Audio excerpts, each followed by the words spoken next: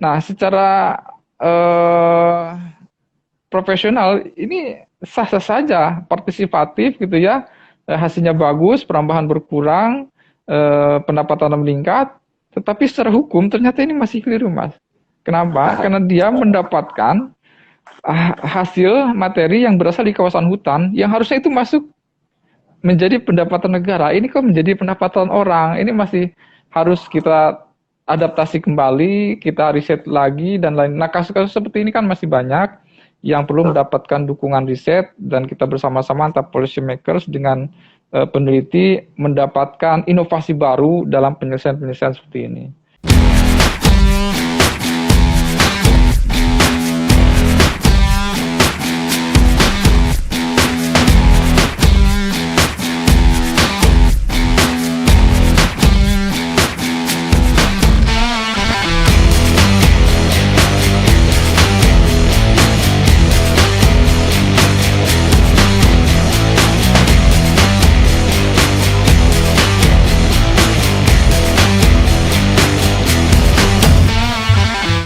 Nah, untuk tema diskusi kali ini, kita mengambil tema Science Policy Integration gitu.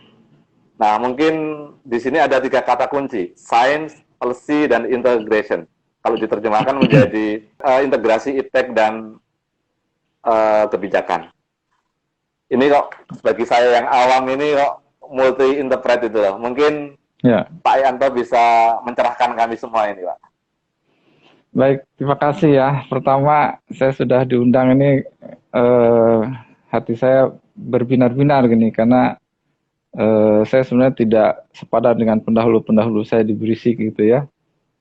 Terima kasih sudah diundang untuk sekedar sharing lah ya. Yang kedua, ya, sharing lah. Topik ini cukup berat sebenarnya buat saya juga, karena ini lebih berat dari, kalau saya lihat dari beban tugasnya Mas Dedi, beban hidupnya Mas Dedi tambah dengan beban hidup saya gitu. Itu lebih berat. Kenapa? Karena science policy integration, atau yang dalam bahasa Indonesianya integrasi sains dan kebijakan, sengaja saya tidak membuat bahasa Indonesianya karena narasi aslinya begitu yang paling enggak sejak 2017 itu dikembangkan. Tidak bermaksud untuk membedah satu persatu terminologi sains, terminologi kebijakan, tetapi saya mengambil ilustrasi begini. Sains itu di belakangnya saintis, ya, diproduksi oleh saintis, dan policy atau kebijakan itu oleh policy makers atau pengambil kebijakan. Keduanya berada di beranda yang berbeda, makanya ada istilah scientists from Mars and policymakers from Jupiter. Itu menunjukkan bahwa kedua pihak ini berada saling jauh, sulit bertemu, karena sains itu dia detail gitu ya, mengerjakan hal penggalian secara detail, dia jangkanya panjang sampai menemukan resolusi, lalu ingin menjelaskan sesuatu itu dengan sangat detail, benar gitu ya, kemudian deskripsinya banyak. Sementara di sisi yang berbeda, policy makers itu dia itu umumnya sifatnya global, ingin mengubah dunia, mengubah keadaan dalam tempo yang sangat cepat, karena ketika problem datang, keputusan lambat diambil, momennya akan hilang. Jadi keputusannya akan tidak pas lagi ketika terlambat diambil, lalu jangkanya pendek sekali. Kadang-kadang saat ini problem datang, saat itu pula harus diputuskan gitu, tidak menunggu hasil riset yang harus metodologinya benar, kemudian di data acquisition-nya harus tepat dan seterusnya. Nah, karena dua situasi itu yang jauh seakan-akan, maka diperlukan sebuah konsep, sebuah sistem, sebuah skema, sebuah mekanisme untuk mengintegrasikan keduanya itu. Nah, makanya muncullah konsep science policy integration itu. Nah, sebenarnya Mas Dedi, ada beberapa pendekatan untuk mengintegrasikan, menggabungkan, mengkoneksikan dua sisi ini. Ada di bidang teknologi, iptek, teknis misalnya gitu ya, itu ada Science Policy Interface. Salah satu bentuknya misalnya ada inkubator iptek. Nah, dia di situ ada banyak, dia membuat sebuah lembaga baru ya untuk menjembatani kedua pihak ini. Disitulah diinkubasi iptek-iptek yang dihasilkan untuk disebar, untuk diadopsi, untuk diadaptasi oleh dunia bisnis, terutama UMKM gitu ya. Nah, sementara di dunia policy, ini tidak hanya dapat menggunakan pola ini, tetapi ada sekitar 2013 kemarin Max Krot itu menelurkan konsep Science Policy Integration yang dia tidak membuat lembaga baru untuk menjembatani, tetapi mengubah orientasi dari research dan policy makers. Kira-kira itu Mas Dedi. Oke, jadi kalau saya simpulkan secara pendek, integrasi riset dengan policy itu hampir mirip-mirip dengan integrasi cowok dan cewek gitu loh. Kalau cewek dari Venus, cowok dari Mars gitu loh. Jadi akan tercapai akan berjalan dengan soft atau bagus saat tercapai titik kesepakatan itu loh, titik keseimbangan. Bisa jadi itu seperti curhatnya Mas Dedi ya.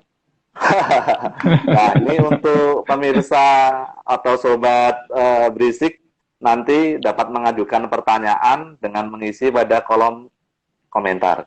Dan jangan lupa untuk memfollow akun P3 Sekpi BLI. Nah, kemudian lanjut topiknya ya Pak Yanto. Silakan Mas, monggo. Kira-kira apa pentingnya sains dalam perumusan kebijakan, Pak? Soalnya kalau misalnya kita melihat di film-film ya Pak, ini kita nggak ngomongin kondisi perpolitikan di Indonesia, tapi kalau kita melihat yang mungkin kita bisa melihat dari dalam orang nyusun film, dalam apalagi Hollywood gitu loh, itu mereka udah berbasis riset itu loh. Di situ contoh di film 2012 itu bagaimana peran peneliti atau saintis dalam bisa memperkirakan kira-kira ada bencana besar gitu loh. Di situ juga ada konflik, bagaimana peneliti seperti yang Pak Yanto tadi bilang, kerja sistematis, pelan, sementara birokrat nggak sabar, harus segera ambil kebijakan ini, kebijakan itu. Nah, kira-kira apa pentingnya sains dalam perumusan kebijakan, Pak? Mungkin Pak Yanto bisa menjelaskan. Iya, ini pertanyaannya tambah berat ini. Nampak Mas Dedi tambah pinter ya sekarang nih ya, sejak beberapa tahun terakhir ya. Terima kasih, Pak. Pentingnya pasti penting ya. Ini penting itu bukan hanya perspektif saya peneliti, dianggap penting itu udah oleh semua ilmuwan, semua policy makers juga itu. Paling enggak saya menangkap di 2 poin pokok ya. Pertama, dia sebagai penyeimbang atau balancing. Maksudnya begini, di dunia nyata sebenarnya pengambilan kebijakan itu tidak hanya dipengaruhi oleh hasil riset, Mas Dedi. Ada banyak faktor, paling enggak ya katakanlah ada 8 faktor ya. Misalnya instruksi dari otoritas yang lebih tinggi, itu menentukan policy loh, walaupun ada hasil riset. Kemudian ada pengaruh eksternal dari pelaku sosial ekonomi, politik. Kemudian ada juga narasi kebijakan yang saat itu sedang berlangsung. Narasi kebijakan itu adalah kira-kira kejadian atau argumentasi umum lah, kira-kira gitu. Kemudian ada pihak yang terdampak, ada media, ada epistemic community atau think tank para pemikir yang memberi masukan kepada pengambil kebijakan. Jadi sekitar 8, dan salah satunya dari 8 itu adalah hasil riset. Jadi sehingga kalau diambil rata, maka 1/8 ya pengaruhnya. Tapi sesungguhnya beberapa literatur menyebutkan ya paling nggak 6% lah kurang lebih. Nah oleh karenanya ketika hasil riset itu tidak ada, maka ya nggak ada penyeimbang lagi terhadap pergumulan dari berbagai faktor tadi. Paling nggak ketika ada epistemic community memberikan masukan, ketika ada kolega-kolega yang berpengaruh memberikan masukan, hasil riset menjadi penyeimbang, kira-kira begitu. Itu yang pertama. Yang kedua, hasil riset akan menjadi legitimasi. Jadi ketika kebijakan itu diambil, Kalau ada hasil riset itu legitimasinya akan semakin kuat. Jadi tidak hanya kebutuhan resolusi karena problem yang ada muncul, lalu keputusan diambil, tetapi kalau ada justifikasi hasil riset, maka keputusan itu akan memiliki justifikasi yang sangat kuat. Kira-kira paling nggak itu, Mas Dedi. Oke, menarik sekali nih Pak Yanto. Nah, kalau misalnya ini Pak, polisi tanpa didasari sains itu apa ada dampaknya Pak? Kalau kita lihat ini apa Ya, namanya perkembangan apa namanya Pak? Bagaimana pimpinan ya, Ibu Menteri dan terutama Pak Kepala Badan itu ya, bagaimana dalam mendorong apa ya? Mungkin positif sekali mendorong apa namanya iptek menjadi dasar sebagai perumusan kebijakan. Ini kira-kira kalau ya. polisi tanpa didasari iptek itu dampaknya seperti apa gitu? Ya, sebenarnya pertanyaan ini nih menguatkan dari penjelasan saya sebelumnya. Ya. Ya memang sangat variatif, tergantung policy itu strategis atau tidak. Tetapi paling tidak dari beberapa case gitu ya, ketika sains itu tidak termasuk dalam bagian pertimbangan pengambilan keputusan, pengambilan kebijakan, lazimnya dia policy-nya, kebijakannya akan berjangka pendek gitu ya. Kemudian bisa juga dia akan menghasilkan biaya pelaksanaan kebijakan yang mahal, lebih mahal. Kemudian yang ketiga dia tidak tepat sasaran. Nah, beberapa risiko ini itu bisa saya kasih contoh kira-kira gini. Jadi misalnya ini di dalam kebijakan hutan rakyat, kita kembangkan hutan rakyat sudah diputuskan gitu, hutan rakyat, maka kita akan lakukan capacity building pemerintah.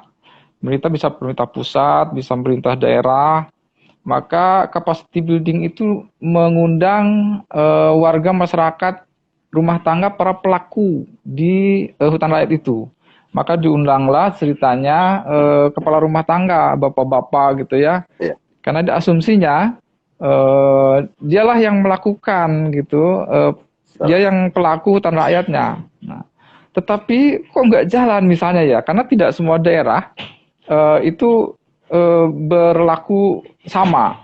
Jadi di daerah tertentu yang relasi gendernya berbeda atau karena pengaruh sosial ekonomi tertentu, sebenarnya yang berperan penting dalam hutan raya itu malah istrinya, malah ibu-ibunya.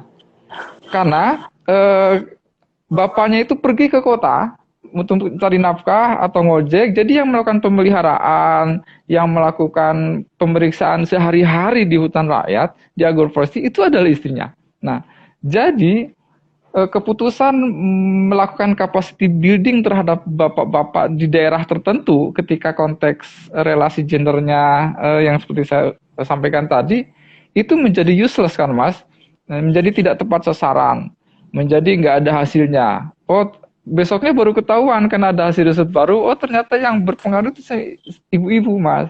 Nah, maka diulangi lagi tuh capacity buildingnya, diganti dengan ibu-ibu, kira-kira gitulah ilustrasinya dari risiko atau dampak apabila hasil riset tidak menjadi bagian dari pengambilan kebijakan. Tentu ini bervariasi ya Mas, karena ada kebijakan tuh di level mikro, di level meso, ada juga di level makro. Gitu Mas. Oke, ini kalau saya amati nih Pak, apa namanya teman-teman tim kebijakan dari P3 Sekpi, baik Pak Yanto maupun peneliti-peneliti senior yang lebih senior dan juga teman-teman yang peneliti junior ini kan sering banget mendapatkan disposisi dari Ibu Menteri maupun dari Kepala Badan itu loh Pak. Misalnya isu Uni Eropa terkait perdagangan sawit, isu perubahan iklim dan lain-lain itu loh.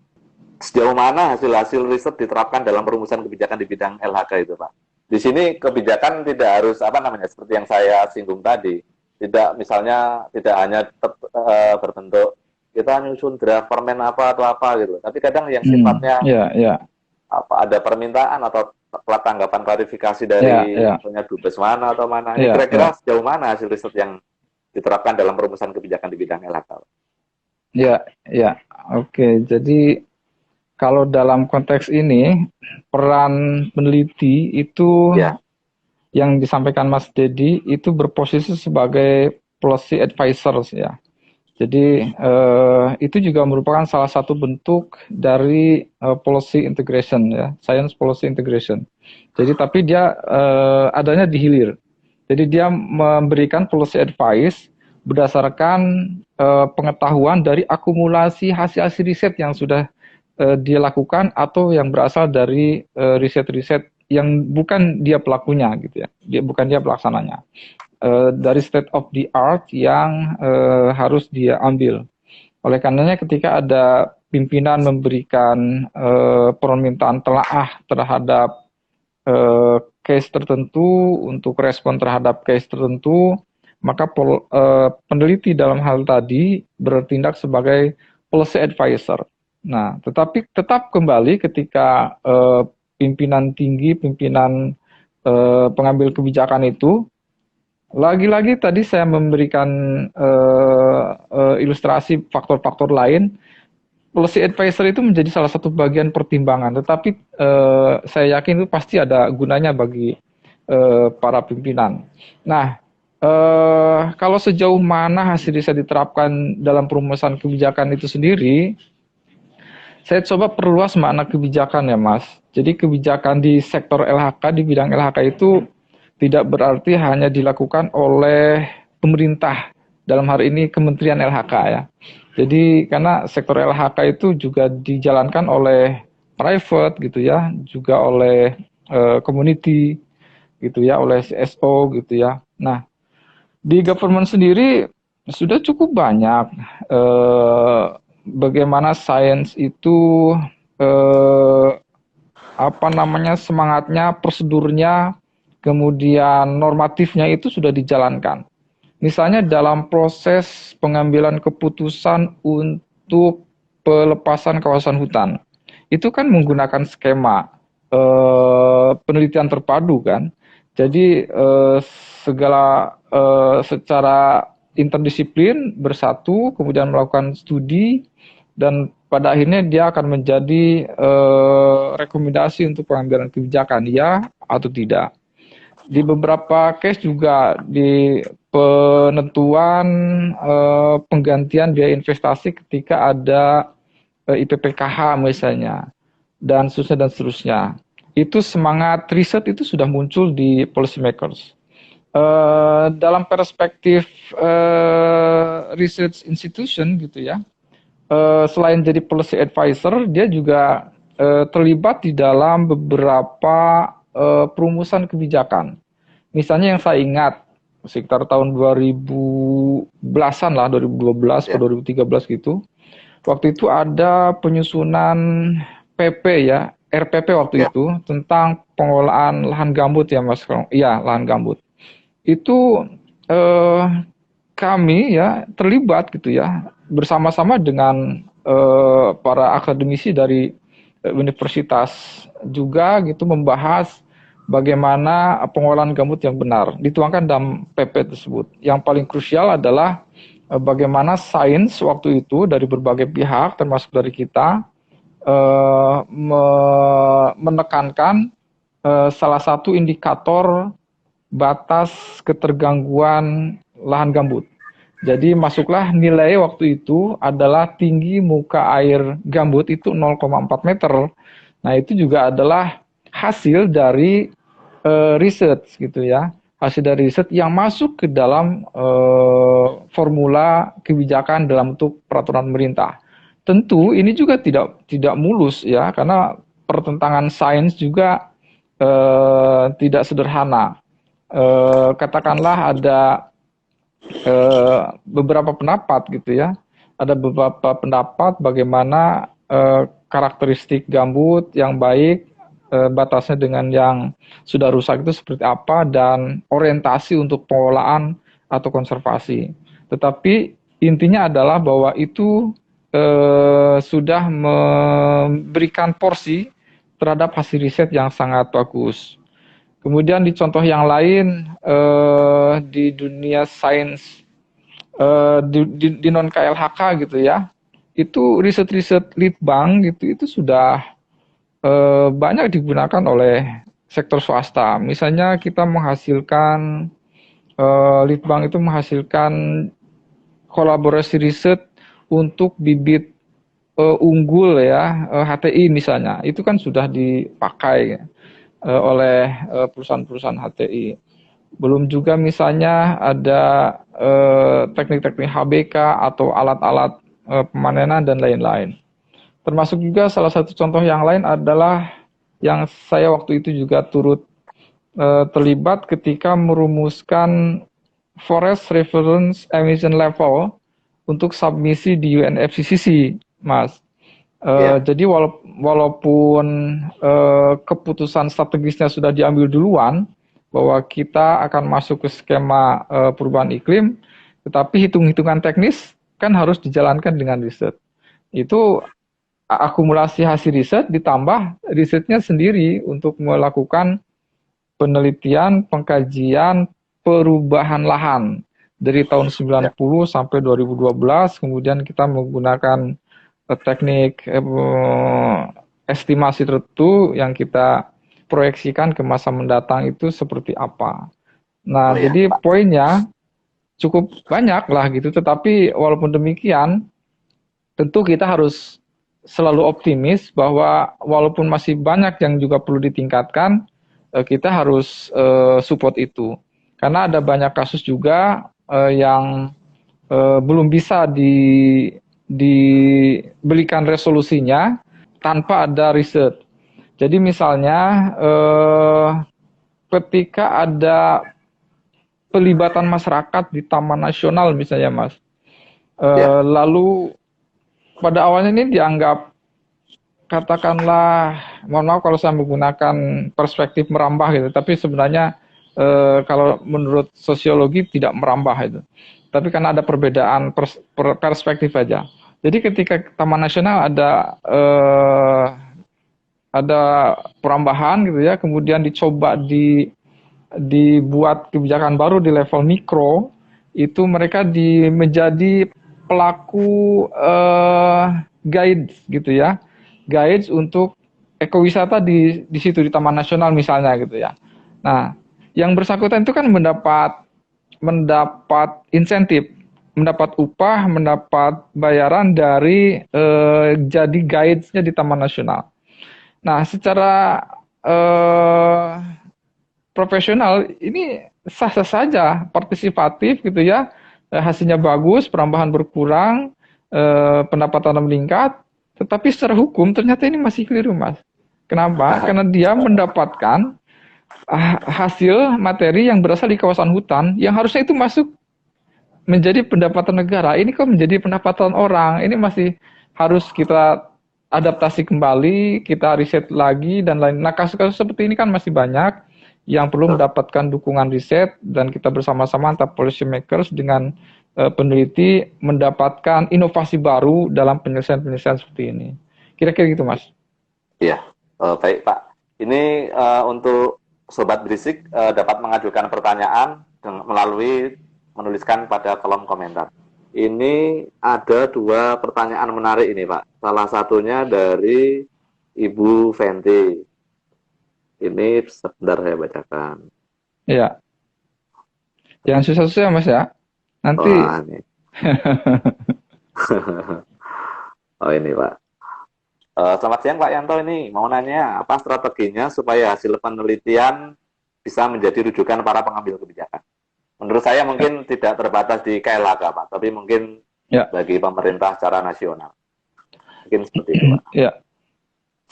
Ya memang pertama ingin saya mengajak gitu ya ke semua pelaku riset gitu ya, bahwa ketika kita mengambil referensi bahwa hasil riset itu hanya mendukung sekitar 6%, di bawah 10% berarti ya dalam pengambilan keputusan, tapi kita tidak boleh berkecil hati. Karena bisa jadi hasil riset saat ini itu dipakainya itu 5-10 tahun ke depan gitu ya. Perannya researcher, peneliti itu kan membuat invensi, temuan.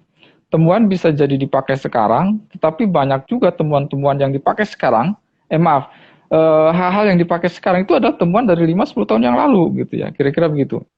Nah, tetapi tentu kita harus membuat strategi-strategi yang sangat bagus, tepat untuk meningkatkan ya, untuk meningkatkan proporsi jumlah hasil-hasil riset yang dipakai digunakan oleh policy makers, baik dalam konteks government maupun dalam konteks kebijakan secara umum di tingkat meso, di tingkat mikro. Nah, kalau dari konsep yang saya pakai saat ini dari Science Policy Integration itu yang dibawa adalah menggeser perspektif dari pelaku penelitian dan juga sekaligus membawa perspektif bersama-sama policy makers. Jadi kita harus melakukan riset itu berbasis user, berorientasi kepentingan publik dan resolusi gitu ya. Jadi harus bersama-sama dirumuskan dengan policy makers gitu ya. Nah, jangan sampai kita merumuskan research questionnya sendiri. Tapi teman-teman di policy makers itu tidak diajak untuk membahas atau menemukan. Demikian juga sebaliknya, policy makers ketika membutuhkan sesuatu memang harus disampaikan kepada para peneliti supaya kita turut berkontribusi untuk melakukan penemuan atau invensi.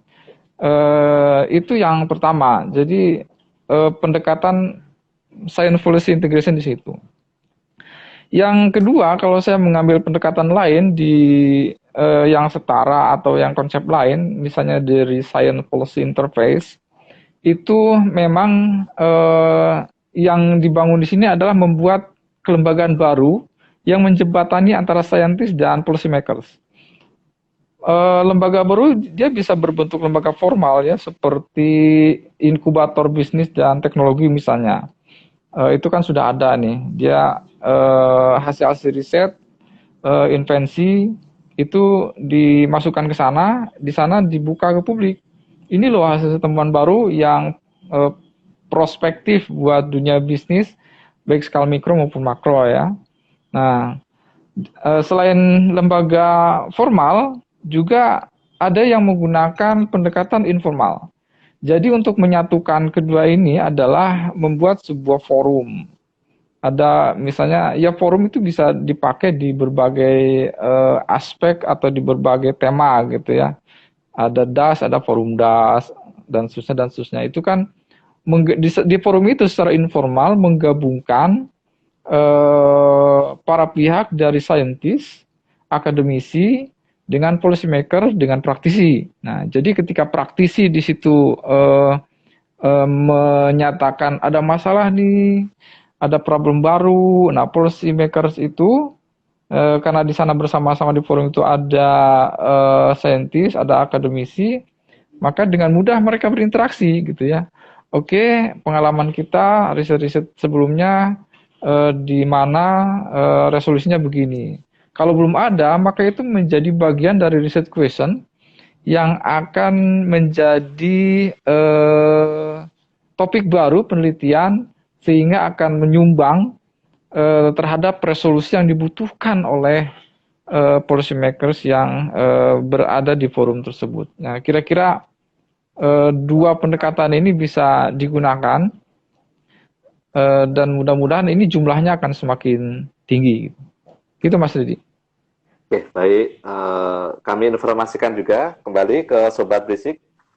Bagi penanya 3 terbaik, nanti akan mendapatkan hadiah dari panitia. Untuk menanyakan dapat mengisi komentar ya. Ini. Terus kemudian pertanyaan kedua, ini ada dari saudara Enggar ini, dari Riau. Jauh sekali ini. Salam buat teman-teman di Riau. Nah, ini pertanyaannya. Dari kampung lamanya Mas Dedi kayaknya itu. Mungkin singkat aja ini Pak. Mungkin. Selamat siang Pak Yanto. Saya mau menanya ini, bagaimana kebijakan pemerintah dalam pengelolaan hutan rakyat kaitannya dengan pemasaran hasil hutan rakyat. Sebab sampai saat ini masyarakat masih sulit pemasarannya. Mungkin ini contoh ya mungkin Ya. kondisi real di lapangan, Pak. Oke. Ya. Mohon pencerahannya, Pak. Ya, sebelum ke Mas Enggar, saya nambahin lagi tadi ke Mbak Penti ya. Ada satu teknik lagi gitu ya, bagaimana integrasi antara akademisi dengan policy makers itu. Jadi kita bisa melakukan riset itu jangan hanya dilakukan oleh tim peneliti. Jadi kita bisa melibatkan di dalamnya ada lembaga usernya sekaligus. Ada lembaga user bersama-sama dengan kita. Jadi rasa kepemilikannya itu akan semakin tinggi. Jadi ketika bersama-sama menjadi tim bersama itu, maka research question, metodologi dan hasilnya itu akan langsung gitu dijalankan dan digunakan. Itu policymakers itu bukan cuman KLHK ya, itu bisa KPH, bisa Dinas Kehutanan, bisa lembaga lain yang menjadi bagian penting dari pengguna riset itu. Nah, sekarang masuk ke Mas Enggar, sampai sejauh mana ya kebijakan pengolahan hutan rakyat, terutama ini konteks pemasarannya ya Mas ya. Betul. Ya memang saya mengamati, mudah-mudahan pengamatan saya tidak salah. Hutan rakyat itu biasanya dibangun berdasarkan struktur pasar yang tersedia. Jadi misalnya kalau di Jawa, hutan rakyat itu secara mandiri itu sudah dijalankan dengan rasional oleh petani. Bahkan misalnya di Cilacap, itu terjadi konversi lahan. Bukan dari hutan menjadi pertanian, tetapi sebaliknya dari sawah yang menjadi hutan rakyat.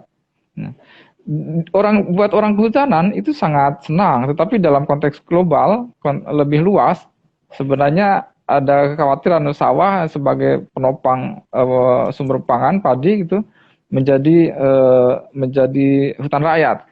Tapi bukan itu poin saya. Poin saya adalah bahwa kebijakan yang didorong pemerintah dalam hal ini hanya memberikan informasi pasar, sifatnya membuat atmosfer ya di berbagai lini itu sampai ke pemasaran itu bagus buat pengembangan hutan rakyat. Nah, bagusnya di Jawa struktur pasarnya sudah tersedia, Mas. Atau secara otomatis ketika hutan rakyat itu digaungkan, maka pasar itu muncul karena respon terhadap kebijakan itu bagus kalau di Jawa. Jadi ketika masyarakat bertanam sengon, bertanam jenis-jenis yang cepat tumbuh lainnya, pasar sudah nunggu nih, langsung diserap, langsung masuk ke manufacturing. Tapi itu konteks Jawa ya Mas. Lain halnya memang di luar Jawa, mungkin karena kondisinya, background-nya berbeda. Di sana kalau kayu itu masih banyak. Kayu-kayu di hutan jenisnya masih beragam. Jadi ketika mencoba menanam hutan rakyat dengan jenis-jenis yang cepat tumbuh, nah tidak direspon oleh struktur pasar. Sehingga ketika itu sudah siap panen, siap tebang, itu tidak ada yang nampung. Nah, kembali ke pertanyaan tadi, kebijakan pemerintah adanya di mana? Nah, sebenarnya kebijakan pemerintah tidak membangun pasarnya di sana, tapi membuat atmosfer itu supaya ini terbangun semua. Atmosfer itu bisa dari regulasi, bisa dari mengatur kompetisi gitu ya, dan lain sebagainya. Misalnya kalau soal penerima kayu gitu ya, di Riau misalnya, itu perusahaan-perusahaan plywood yang saya tahu beberapa tahun kemarin, itu kekurangan bahan baku terutama untuk core-nya ya. Kalau untuk face-nya mereka masih menggunakan hutan kayu-kayu dari alam. Tapi untuk core-nya dia mencari kayu sebenarnya dari masyarakat, Mas Dedi, Mas Enggar. Jadi waktu itu ketika Jabon masih menjadi bagian dari yang dipromosikan, itu ada beberapa perusahaan yang malah membagi-bagikan bibit Jabon ini silakan tanam, ini silakan tanam, ini silakan tanam. Nanti 5 tahun ke depan saya nggak akan beli gitu loh. Nah, mungkin kita perlu juga mendorong pemerintah kalau struktur pasarnya belum terbentuk, maka dia harus menstimulasi pasar ketika di daerah-daerah tertentu pasarnya belum ada. Tapi memang sistem komoditas kita itu memang masih berbasis pasar ya. Kita masih sulit untuk menciptakan pasar. Oleh karenanya maka hutan rakyat tidak bisa dikembangkan di daerah-daerah yang atmosfernya belum cukup membantu gitu ya. Dia mesti akan gagal. Tapi di atmosfer-atmosfer yang struktur pasarnya sudah ada, itu sangat produktif untuk dijalankan. Itu Mas, mudah-mudahan bisa menjawab Mas Enggar. Oh iya, ini ada lagi 2 pertanyaan menarik ini Pak, yang terkait science policy integration. Yang pertama dari Pak Kuswantoro, yang kedua dari Ibu Nika. Yeah. Kurang lebih ada kemiripan Pak. Yang pertama itu menanyakan bagaimana mempercepat hal tersebut supaya cepat terwujud. Yang kedua, dalam prakteknya apakah integration science-nya itu apakah sudah diaplikasikan sebagai penyeimbang dalam pembuatan kebijakan itu? Mohon penjelasannya. Apakah science integration itu sudah diaplikasikan sebagai penyeimbang dalam membuat kebijakannya? Ya, makasih Mas. Jadi yang pertama bagaimana mempercepat ya Mas. Dan yang keduanya apakah bisa menjadi penyeimbang, kira-kira gitu ya Mas ya. Iya Mas Kusantoro ya tadi ya Mas ya, makasih ya. Bu Niken juga makasih ini. Mudah-mudahan saya bisa menangkap apa yang dimaksud. Sebenarnya saya sudah menangkap upaya mempercepat itu sudah ada, dan core dari science policy integration dalam konsepnya Max Roth itu sudah kita mulai dari adanya RPI dan RPPI sebenarnya gitu, hanya belum dipertegas saja dengan secara langsung menggabungkan peran tim peneliti dengan usernya. Jadi belum berada di satu tim. Mungkin karena ini memerlukan biaya yang lebih banyak dan lain-lain. Tetapi bagaimana ini bisa dipercepat? Kalau saya sih merasa bahwa dari peneliti sendiri dan dari policy maker di lembaga riset itu yang harus memulai.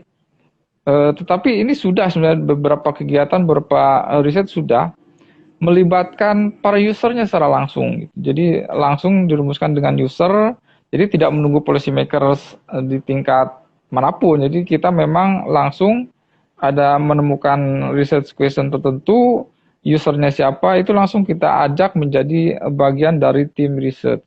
Gitu ya. Dan nanti bersama-sama lakukan, self belonging juga akan makin tinggi buat usernya dan diaplikasikan segera. Nah, kemudian yang itu yang mempercepat ya Mas, apakah akan menjadi penyeimbang? Ini lagi-lagi ini kalau dari data tadi 8 faktor lain selain hasil riset, ada 8 faktor ya gitu, dan salah satunya adalah hasil riset menjadi hal yang berpengaruh terhadap pengambil kebijakan. Tetapi dengan pendekatan ini itu akan meningkatkan peluang ya hasil riset ini digunakan. Kenapa? Karena memang penelitian kita itu adalah yang dibutuhkan. Saya ambil contoh misalnya kegiatan, mohon maaf ini diambil merek, untuk penelitian kebijakan penatausahaan hasil hutan untuk tanaman energi biomasa. Jadi dia membutuhkan kebijakan karena belum ada PUH-nya, penata usaha hasil hutannya belum ada nih di tingkat kementerian. Yang ada kan kayu-kayu yang lain, kayu biomasa belum ada.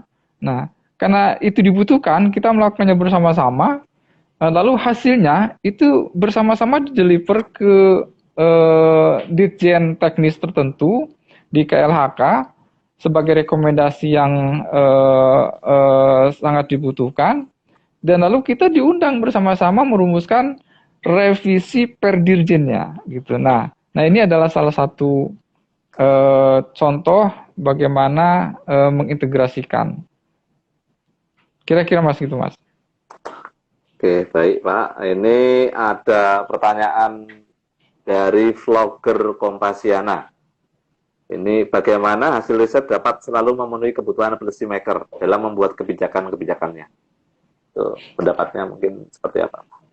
Iya, terima kasih. Dari Kompasiana ya, aduh Ya. luar biasa. Memang hasil riset ini kalau saya bisa anggap mestinya dibagi dua. Riset itu ada yang melakukan invensi yang tidak harus diadaptasi saat ini juga oleh policy makers.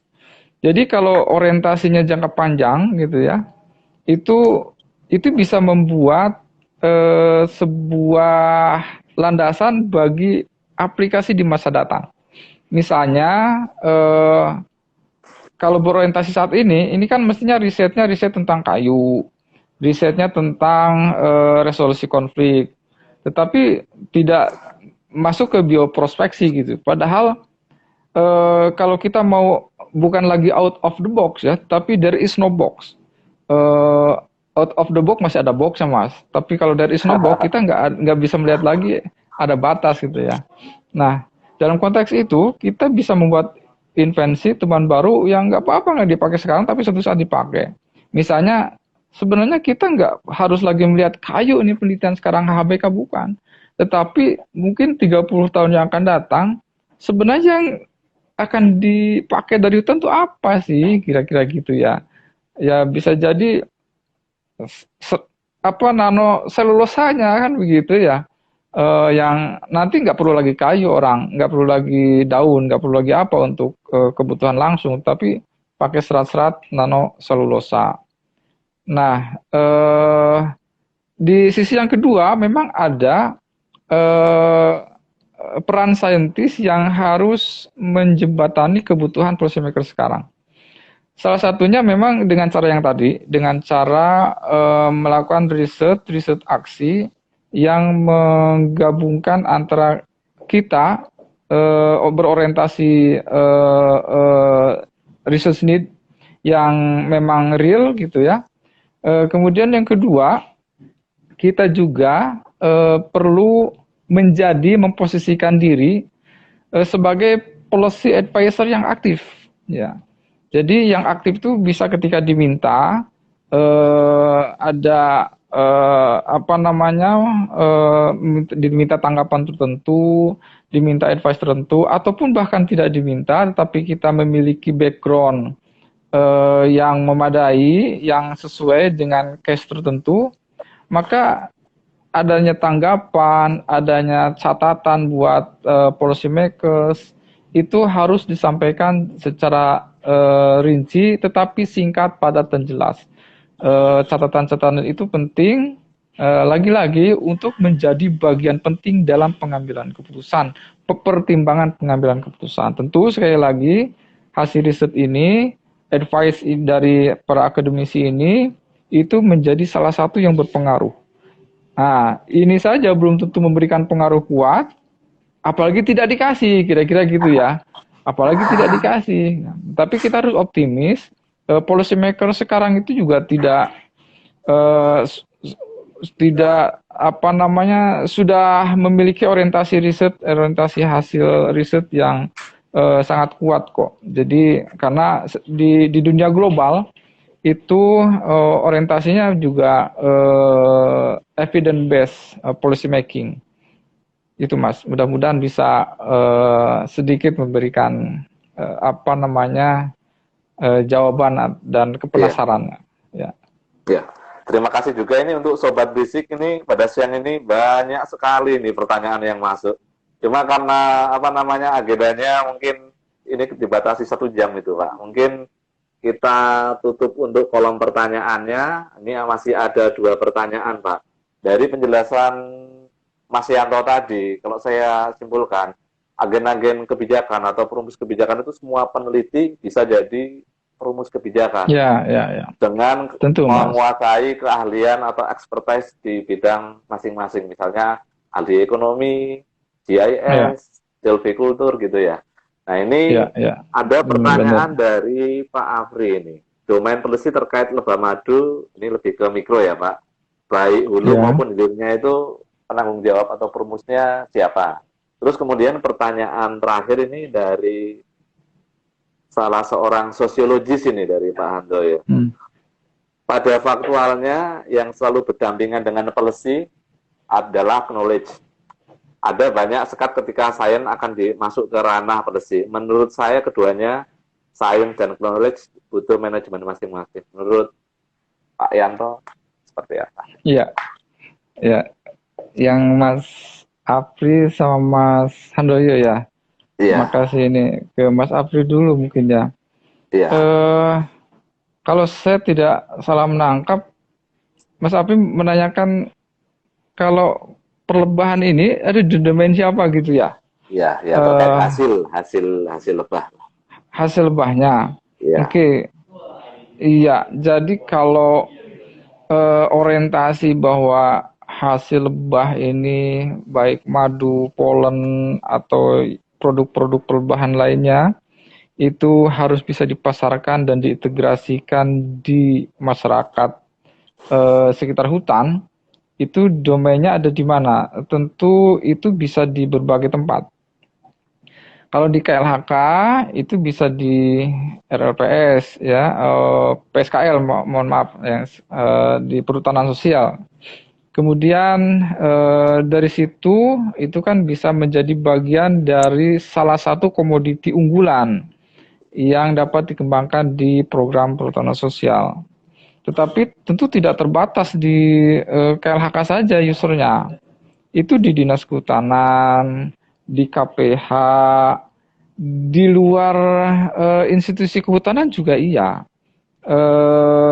Misalnya di pemerintahan desa, di BUMDes, di koperasi desa, di sektor non pemerintah juga misalnya di swasta atau bahkan di perkebunan ya, di perkebunan misalnya bisa dipromosikan menjadi salah satu komoditas untuk pagar hidup gajah ya. Jadi untuk menghalangi masuknya gajah ke areal pemukiman dan lain-lain, kan dia kan takut dengan lebah. Yang keduanya dengan Mas Handoyo ya, benar sekali Mas Handoyo. Masing-masing memiliki karakter berbeda. Tadi yang satu Mars, yang satu Jupiter. Oleh karena itu manajemennya mesti sendiri-sendiri untuk menghasilkan produk ya. Produk kebijakan adalah keputusan. Produk riset adalah science, termasuk tools ya, termasuk bisa juga produk riset itu adalah equipment gitu ya. Bisa juga dia bentuknya konsep baru. Manajemen riset tentu berbeda. Tetapi agar ini produk-produk riset baik berupa pengetahuan baru, konsep baru, mekanisme baru, tools baru, equipment baru itu bisa dipakai oleh policy makers yang tadi karakteristiknya berbeda, maka diperlukan sebuah konsep integrasi atau koneksi. Setuju, Mas? Oke, nah mungkin sudah mendekati rangkaian akhir dari acara. Saya minta closing statement dari Pak Yanto ya, mungkin dari seluruh penjelasan Pak Yanto, termasuk dari penanya-penanya tadi itu, kira-kira closing statementnya seperti apa Pak? Mungkin yang bisa kita peras menjadi sari pada acara hari ini. Ya, tak terasa ya, ternyata sudah closing gitu ya. Tapi mudah-mudahan apa yang kita bicarakan ini saya berkontribusi ya untuk paling enggak ya walaupun bukan suatu hal yang baru tetapi mengingatkan kembali atau merefresh dari pendekatan-pendekatan yang sudah ada atau yang seharusnya ada. Mohon maaf jika masih banyak kekurangan, tetapi paling tidak saya ingin mengajak atau menggarisbawahi beberapa hal. Yang pertama adalah bahwa walaupun sains dan policy making itu memiliki background yang berbeda, tetapi secara terus-menerus, bukan hanya di Indonesia, tapi di seluruh dunia, di global, itu terus berupaya menemukan konsep-konsep baru untuk menjembatani penggunaan hasil riset oleh user, oleh policy. Yang kedua, kita harus selalu optimis bahwa walaupun hasil riset itu tidak digunakan sekarang, pada saatnya nanti itu akan digunakan di beberapa tahun ke depan. Jadi walaupun saat ini belum dianggap perlu, ke depan pasti akan ada gunanya. Yang ketiga, bahwa mulai sekarang jika yang belum, kalau sudah mari kita perkuat konsep science policy integration ini adalah bagaimana menguatkan perencanaan riset supaya paling tidak di integrasi ini goals-nya berorientasi kepada masalah publik, berorientasi kepada stakeholders, kemudian dia relevansinya kuat terhadap persoalan yang saat ini berlangsung, yang saat ini mengemuka. Jadi paradigma itu yang digeser, persoalan peneliti itu bukan persoalan penelitian, tetapi persoalan penelitian adalah persoalan yang seharusnya muncul dari policy makers yang harus bersama-sama dengan saintis merumuskan kebutuhan riset bersama. Saya kira itu, Mas Dedi. Sekali lagi terima kasih sudah diberi kesempatan. Oke, semoga penjelasan dari Pak Yanto mampu mencerahkan kita semua. Kalau saya simpulkan dari penjelasan Pak Yanto, dari penanya-penanya, BLI sendiri itu Pak, bersyukur banget itu memiliki ahli-ahli yang terkait perumus kebijakan. Kita punya ide dari hasil penelitian maupun hasil pemikiran dari peneliti. Ya mungkin siapapun bisa menjadi agen atau perumus kebijakan untuk mempengaruhi untuk mewujudkan kesejahteraan masyarakat Indonesia pada umumnya gitu. Di sini merupakan peran strategis dari peneliti.